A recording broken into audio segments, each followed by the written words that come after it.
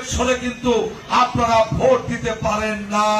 শেখ হাসিনা 3 তারিখে তম্ব ভরে বলল আমি পালাই না।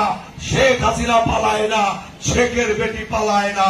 তিনি হেলিকপ্টারে উড়াল দিয়ে তার শ্বশুর বাড়ি ভারতে চলে গেল। যে নৌকা মার্কা পেয়েছে সেই পাস করেছে, অন্য কোন মার্কার আর খাওয়া ছিল না। আপনি ইউনিয়ন পরিষদ বলেন, উপজেলা বলেন, এমপি বলেন, মেয়র বলেন, কোন ইলেকশনে কিন্তু আপনারা ভোট দিতে পারেন না। আপনারা কি ভোট দিতে পেরেছেন? আপনারা ভোট দিতে পারেন নাই। আমরা কিন্তু কোন প্রলোভনে পড়ে, কোন লোভে পড়ে আমরা এই আন্দোলন থেকে পিছপা হই নাই। শুধুমাত্র সেই আন্দোলনে 2000 মানুষকে হত্যা করা হলো, 69 জন শিশুকে হত্যা করা হলো, 330 জন আমার মা বোনকে হত্যা করা হলো।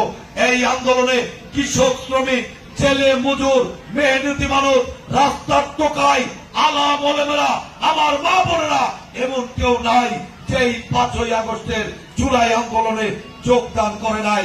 তারপরেও শেখ হাসিনা আর্মি দিয়ে, পুলিশ দিয়ে, র্যাব দিয়ে সেই আন্দোলন দমন করার চেষ্টা করলো।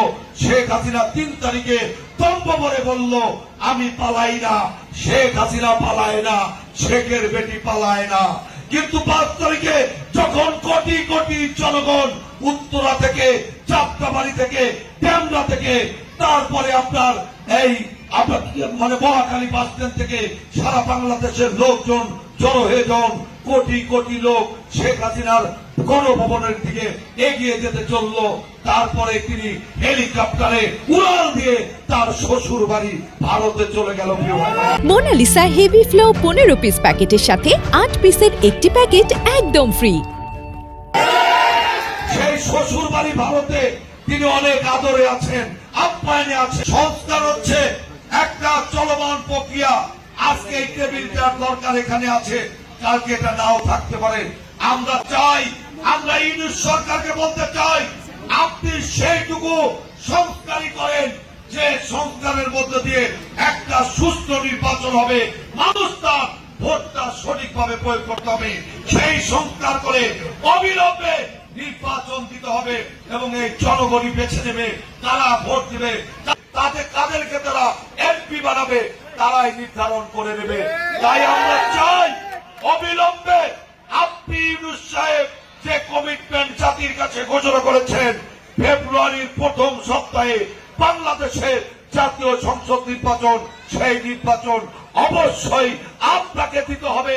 তা না হলে আবারও আন্দোলন করে কিভাবে নির্বাচন নিতে হয় সেটা বিএনপি ভালো করেই জানে। তার কারণ 17 বছরে আন্দোলন করে, মৃত্যুবরণ করে, এত হুমকি, গ্রেপ্তার, জেল খেটেও কিন্তু বিএনপিকে দমানো যায় নাই। কাজে বিএনপি বাংলাদেশের হারানো গণতন্ত্র ফিরিয়ে দেওয়ার জন্য এবং ভোটের, মানুষের ভোট প্রদানের জন্য প্রয়োজনে আবারও আমরা রক্ত দেব, তবু আমরা রাজপথ থেকে পেছন ফিরে যাব না।